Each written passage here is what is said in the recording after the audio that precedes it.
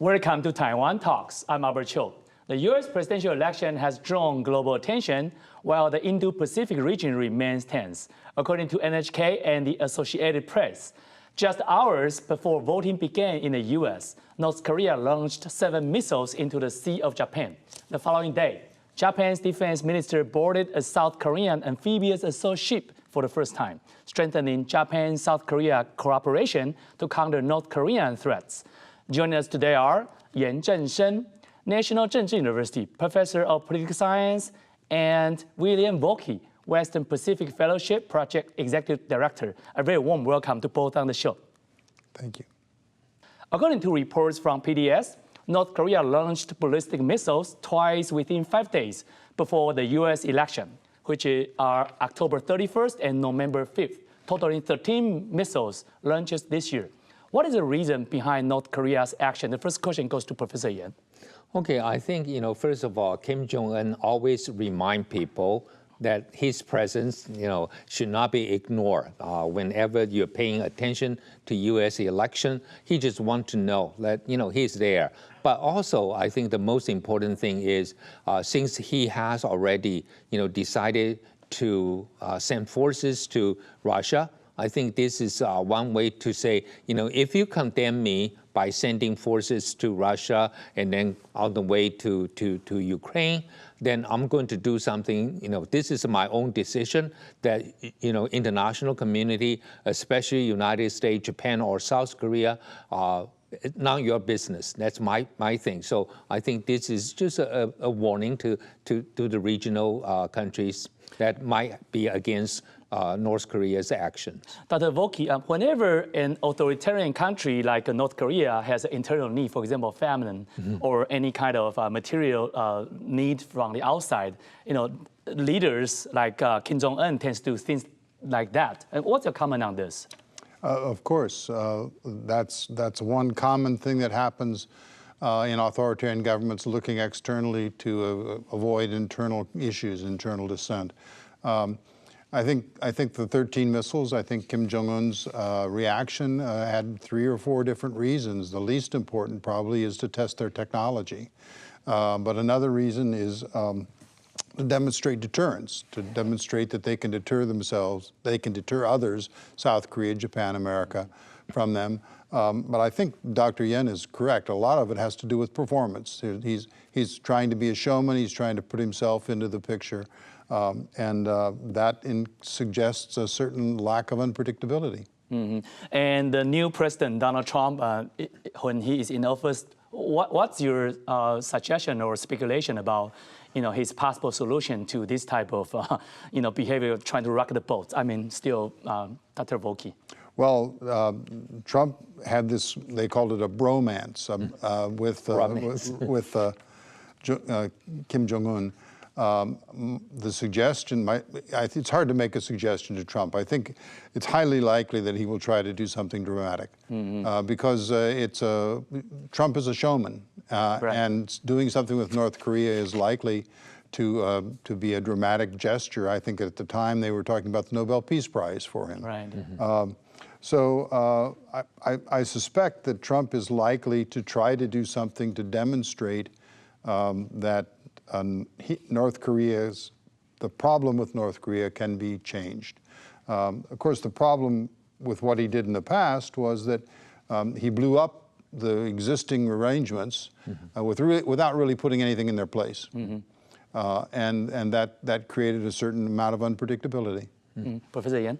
Well, I think, first of all, Trump also, later we will talk about Ukraine. Right. I think he wants to end the Ukraine war and then making Kim Jong Un's assistance of Russia moot. You don't need to in there. And then he can explain to the world that, hey, I stopped Kim Jong Un from actually going into Ukraine and fight in the battlefield. So he will claim the credit for that. But also, I think he likes Kim Jong Un. He likes the authoritarian leader. So he felt that with his personal charisma, he will be able to convince Kim Jong Un to be at least less aggressive to United States, then he will see something. Because he will claim that, basically, I'm not an internationalist, I'm an isolationist, I'm not going to trying to have any kind of regime change in North Korea. I'm not interested in that. We know that even under President Biden, that U.S.-China relation has developed into a stage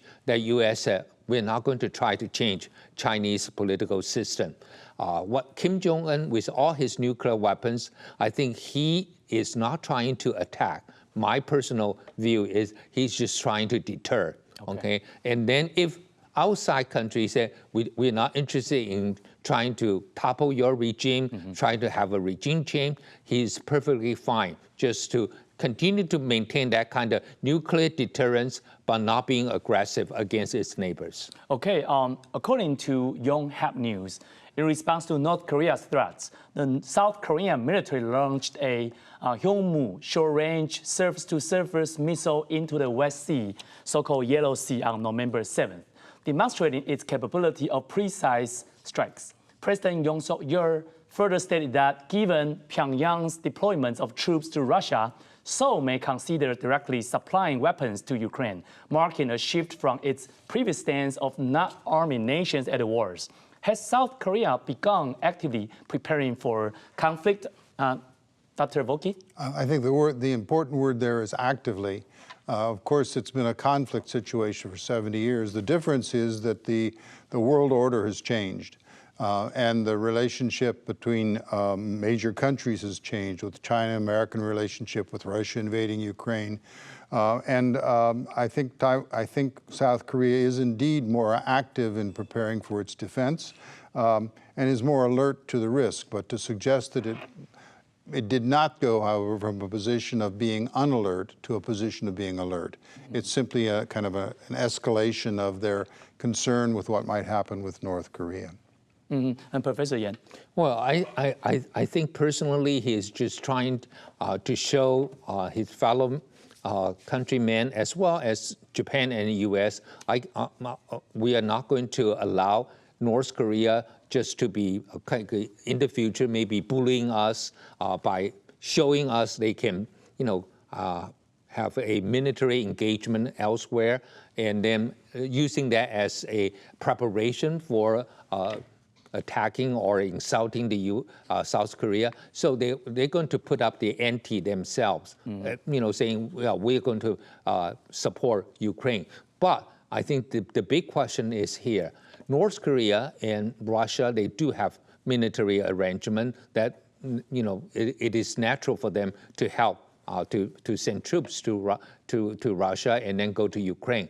But South Korea and Ukraine, you don't even have any kind of security relations. Why you want to support? Why do you want to be involved? I think it's just to please the U.S., saying we can also be of use to you. So just getting the U.S.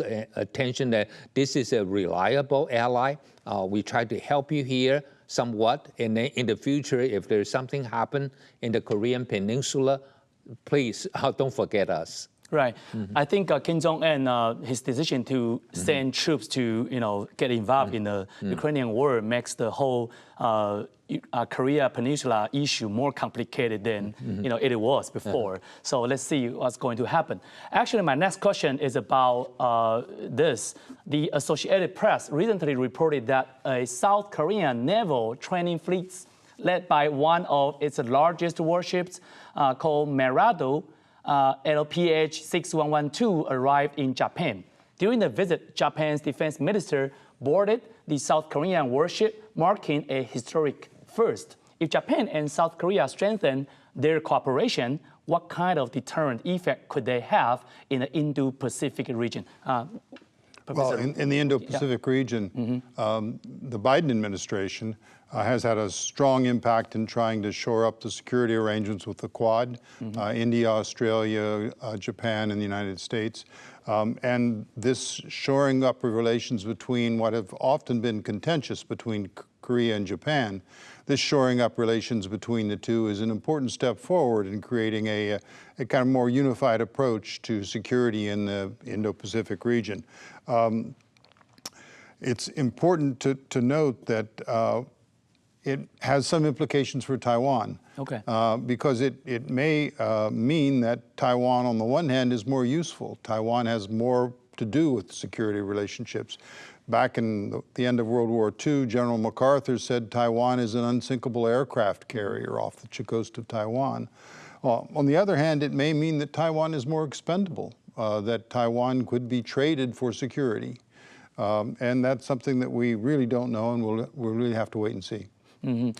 Professor Yen, the Japan and South Korea, even though there's a room for further cooperation between the two countries, but there's also a historical kind of paradox between the two nations. Would you a little bit explain this part for us? Okay, I think, for example, United States and Japan, they have the bilateral security pact. U.S. and Korea also has a bilateral security pact, but not between Japan and Korea.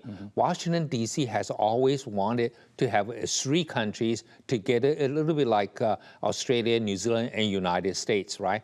But Japan and Korea, because of the colonialism and all that historical mistrust of the country. So right now is the golden opportunity under at least President Yoon, who is more pro-U.S. and also more, I would say, conciliatory to Japan to develop this tie. So what happened is, if you don't have Japan and Korea security tie or pact, which means that if Japan was attacked, Korea has no obligation to help.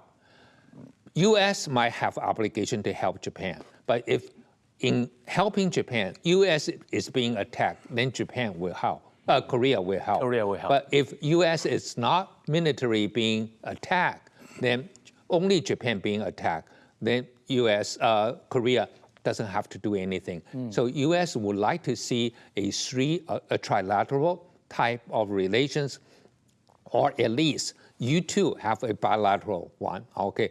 Just like, we call line, right? So Albert, we are one group, we and I have one group, but I hope you two can also directly be involved. So I think that's what happened right now. Especially when the newly elected President Trump, he is so concerned with the so-called protection fee from Japan and South Korea. So I think you're right that if the South Korea and Japan can help themselves and kind of mutually, you scratch my back, I scratch your back and back, then that kind of ease the cost on the parts of the United States. Just, go ahead. Just a nuance to put in that. Part of that is driven by American military strategy. And American military strategy recognizes that defending South Korea without using bases in Japan is very, very difficult. So that the desire to have the two countries come closer together is in part driven by simply Americans' commitment. Okay, according to CNA, after Trump announced his election victory, South Korean President Yoon Suk-yeol called to congratulate him, with the two speaking for around 12 minutes and agreeing to meet soon. So what is Trump's strategy and his calculation regarding North and South Korea? Maybe still Professor Volke first. Well, as you already mentioned very rightly, Trump is very transactional. He's asked for more money from South Korea to pay for, quote, protection fee. He's also talked about withdrawing troops. By the way, it's interesting to note that he's not the first president to do that. Jimmy Carter did that way back. Way back. And it's highly likely that the relationship will be much more transactional than it was. In doing those kinds of things, he is in effect blowing up the idea that allies are crucial for our own security, and going to the idea that the allies are crucial in effect from what they can give us. So it's going to be really interesting to see how Trump responds. Was Jimmy Carter, the former president, so explicit about the protection fee?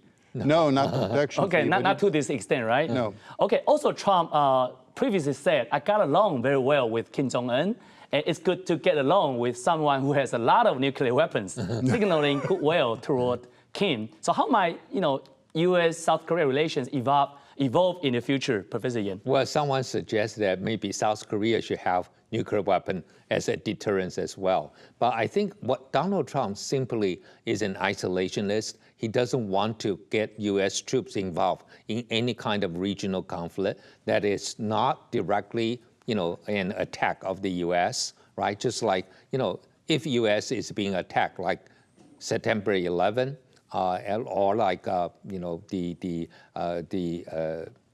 World War II when you have Hawaii being attacked, Pearl Harbor. So that U.S. will, of course, will react. But if it's like a European war, even World War I, World War II, when they started, U.S. was trying to be isolation, doesn't want to be involved. So U.S., I think, this Trump's position, I think is worrisome to President Yoon. So that's the reason why he called. But Trump will probably basically saying, you need to take care of yours, but I'm going to ensure you I can talk to Kim Jong Un and make it, less likely that he will be a threat to you. So the reason I think Yoon felt that he has developed a good relation with Japan and United States under the Democratic government, but now it's a new, different game. So he still want to show that he's willing to play a more active role, but Donald Trump's is hard to predict. Again,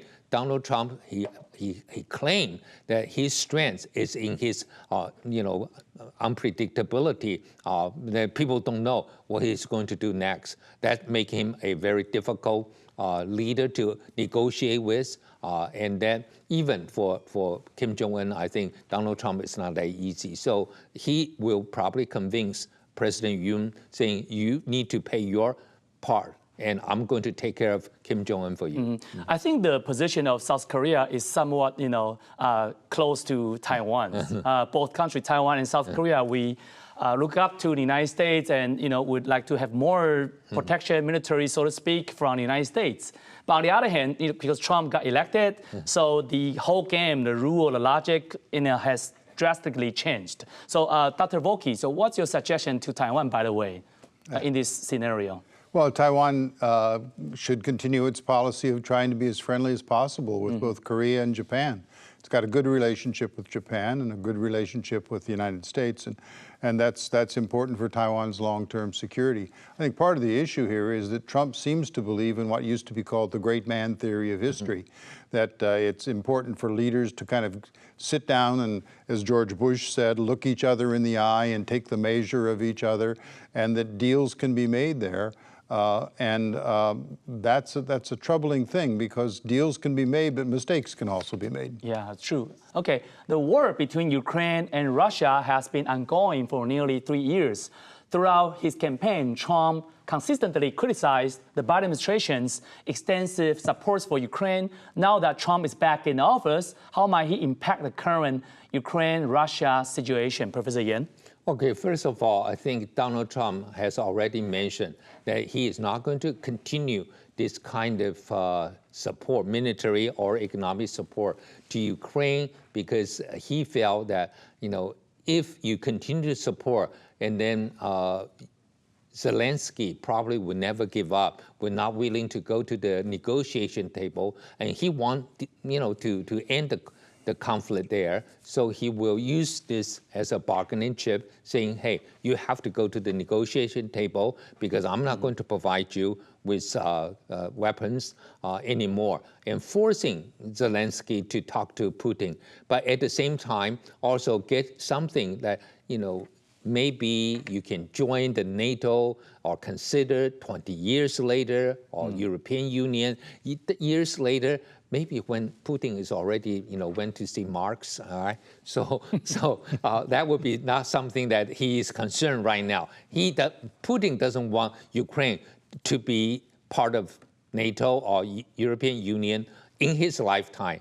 But I think Donald Trump has offered something down the road, and then Ukraine probably will have to force to negotiate with Russia and with some kind of international player to be, playing a mediator role, and then we hopefully can see some kind of ending. But from my perspective, I think it would be very unfortunate because it might be 3 years of fighting and without, changing anything.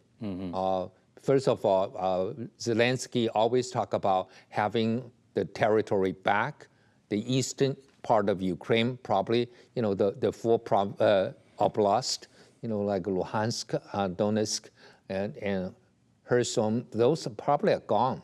And then the most important one, Zelenskyy always insisted, is Crimea. Crimea is not going to come back. So after 3 years, if you stop, we know right after the war in 2022, in May, in June 2022, Turkey, Israel, they all offer something.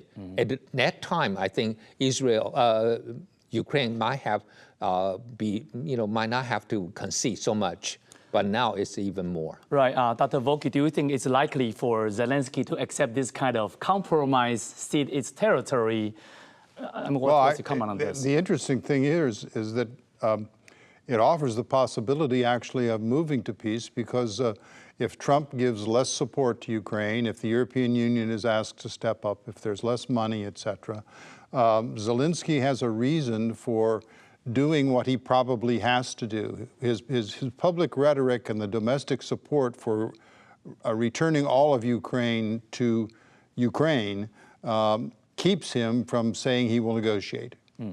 But with Trump now in power, he has a face-saving way to come to a solution. So a silver lining of this may be that this forces the Ukrainians to a more realistic result from the 3 years. Okay, actually, the Wall Street Journal reported that Trump's team has proposed a preliminary plan, which is not, validified yet. But so far, it says that, it want Ukraine to accept not join NATO for at least 20 years, as Professor Yen suggested. And then U.S. will continue supplying substantial weaponry to help counter Russia aggression. That's what it said. But, we need to see, what's the future developments. On the other hand, according to DW, following Trump's election victory, Ukrainian President Zelenskyy promptly spoke with him by phone, while Russian President Putin also gave a response stating he is prepared to meet with Trump. Putin highlighted Trump's claim that he could end the Ukrainian war within 24 hours as noteworthy. Is Trump's promise to resolve the Ukraine-Russia war in a single day realistic? No, I don't think so. But he probably will bring them to the negotiation table. The big question is, when I study European conflict in the 16th, 17th century, a lot of treaty being signed. And then the two scenarios always emerge. The first one is you basically return to what happened before, what the situation before. We call status quo anti-balance before the war, right? So it's just wasteful time of fighting. Or you have something we call uti possedatis, means you control what you have right now. You cannot get more. So I think Russia would like to have uti possedatis, means what I possess right now, I'm going to keep it, but I'm not going to attack more, right? Ukraine wanted, before the war, restored to the. So I think personally there will be negotiation, just like the European war in the 16th, 17th century. There might be territory transfer. Okay, what Russia right now has occupied, not just those 4 oblasts, a little bit of outside those areas that should be returned. Maybe Russia will return parts of the eastern Ukraine, but not the core of Luhansk and Donetsk, but other parts as well. Personally, I think the most difficult part is with the Kherson, because it's connected to Crimea. I think Russia would like to see Crimea is not isolated. Okay, it's not just surrounded by Ukraine. He wants one corridor that can connect it to Russia. So there will be a lot of territorial kind of give and take that need times. But President Zelenskyy said that, Ukrainian government already did that in 2014. If he accepts this deal this time, that means that there will be a future full-scale attack again. So, Dr. Volky, what's your perspective on this? That certainly is Putin's perspective. Putin's perspective is that Ukraine is an integral part of Russia, that historically, linguistically, et cetera, culturally. That's clearly not the view from Ukraine. One of the interesting things about your earlier question is about weapons, is that those weapons, America is not giving billions of dollars to Ukraine. America is giving billions of dollars of weapons to Ukraine. Right. Those weapons are produced in America. They are produced mostly in red states. And it would be very difficult for Donald Trump politically to cut that off. It's been a huge benefit for many people in Lima, Ohio, for instance, where they make tanks.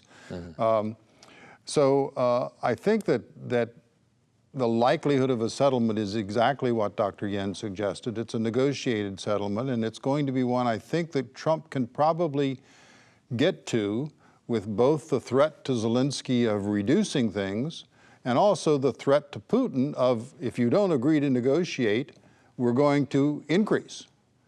He has that transactional capacity. So in this case, there might be a positive outcome from the Trump administration's position. Okay, let's hope so.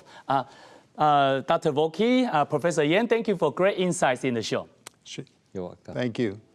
Trump's electoral victory is poised to fundamentally reshape the world order in a post-Biden era. The tense relations between North and South Korea, as well as the ongoing war in Ukraine, are two major issues where we can expect a significant shift in U.S. policies. Like our show, subscribe to Taiwan Talks. See you soon.